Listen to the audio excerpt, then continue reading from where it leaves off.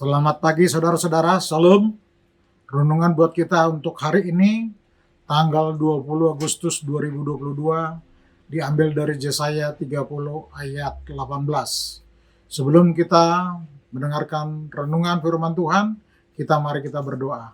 Terima kasih Tuhan untuk pagi hari yang indah ini. Tuhan telah bangunkan kami dengan penuh sukacita, keadaan segar bugar. Tuhan, kami rindu mau mendengarkan firman-Mu. Untuk itu berkati acara kami pagi hari ini supaya kami dapat mengerti akan firman-Mu dan dapat menjalankan kehidupan kami sebagaimana Tuhan kehendaki. Terima kasih Tuhan, terpujilah Engkau Tuhan kekal sampai selama-lamanya. Amin.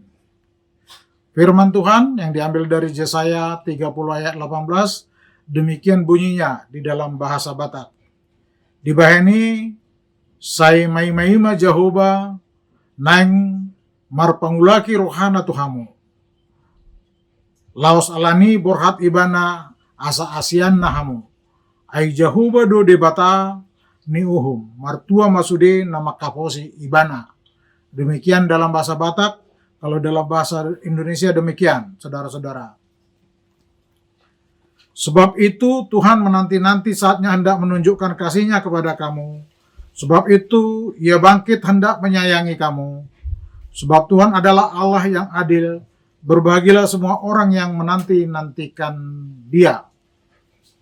Saudara-saudara, bila kita cermati nats firman Tuhan, di situ sebenarnya ada 4 hal yang terkandung di dalamnya.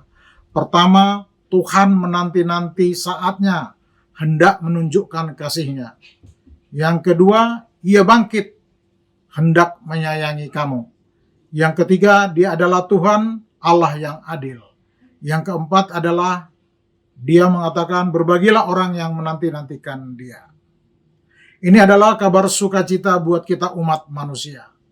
Sebenarnya berbicara tentang kedatangan Yesus yang kedua kali, sebenarnya ini bukan hal yang baru lagi.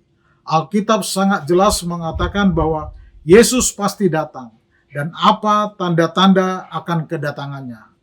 Kapan hal itu akan terjadi, tidak seorang pun yang tahu.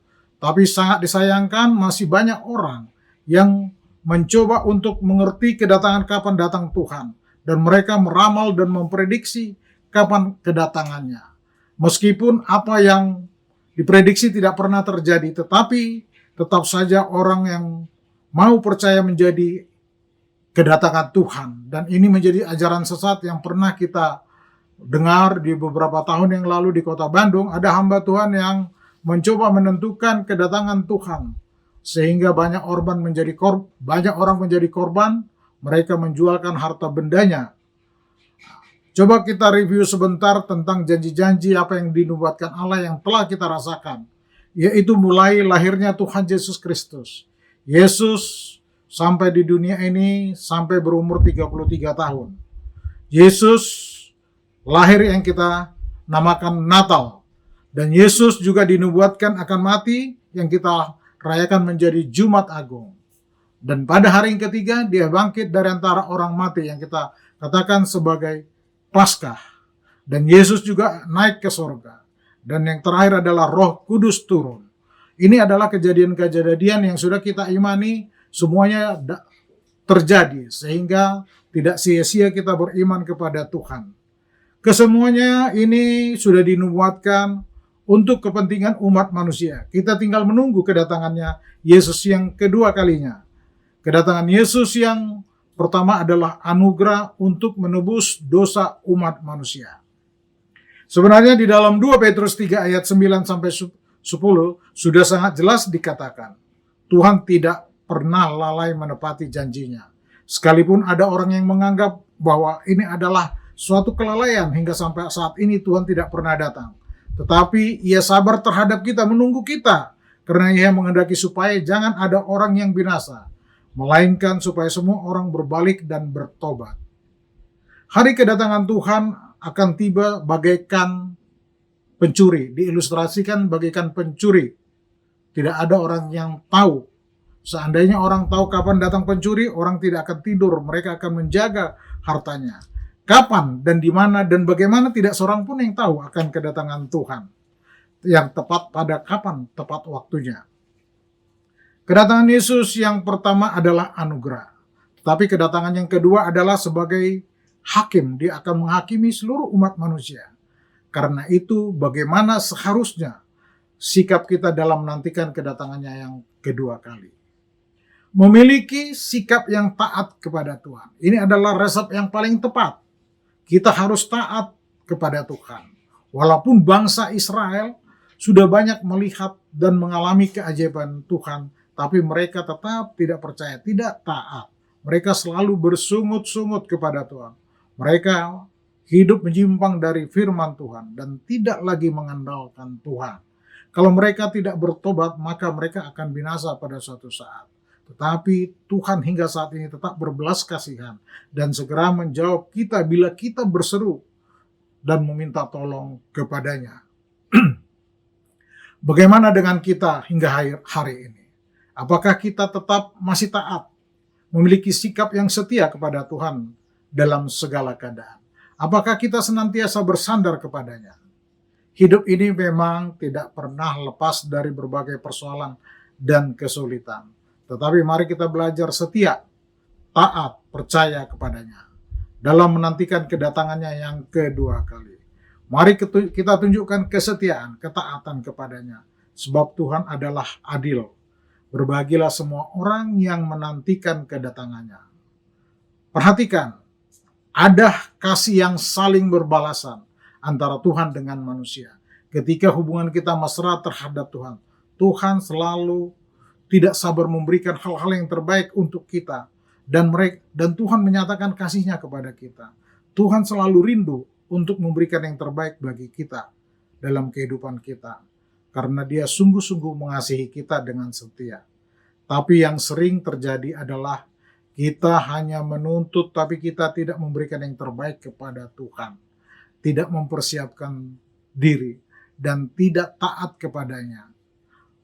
Pernahkah kita tidak sabar untuk berbuat baik? Tuhan melakukan hal itu kepada kita. Allah sangat tidak sabar untuk menyelamatkan umatnya. Jika demikian, bukankah kita seharusnya merespon hal tersebut dengan tidak sabar juga untuk berbuat baik? Perbuatan baik tidak perlu ditunda-tunda, saudara-saudara. Selagi masih ada kesempatan, mari kita sigap dan segera berbuat baik sebagai ungkapan syukur kita kepada Tuhan, sebagai ungkapan syukur kita atas kebaikan Tuhan. Mari kita sabar untuk berbuat baik sehingga dunia ini penuh dengan kebaikan umat Allah.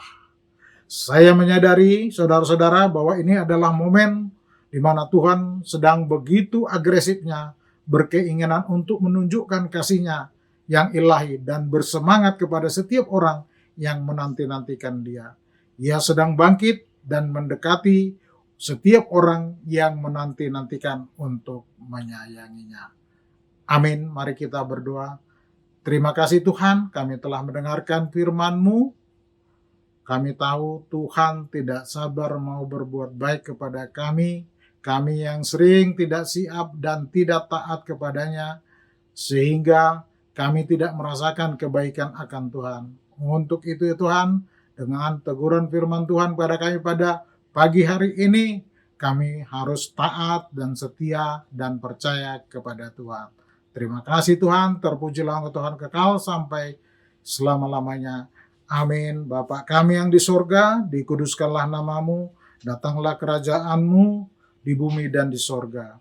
Berikanlah kami pada hari ini makanan kami yang secukupnya, dan ampunilah kami akan kesalahan kami, seperti kami juga mengampuni orang yang bersalah kepada kami. Dan janganlah bawa kami ke dalam percobaan, tetapi lepaskanlah kami daripada yang jahat, karena Engkau yang punya kerajaan dan kekuasaan dan kemuliaan sampai selama-lamanya.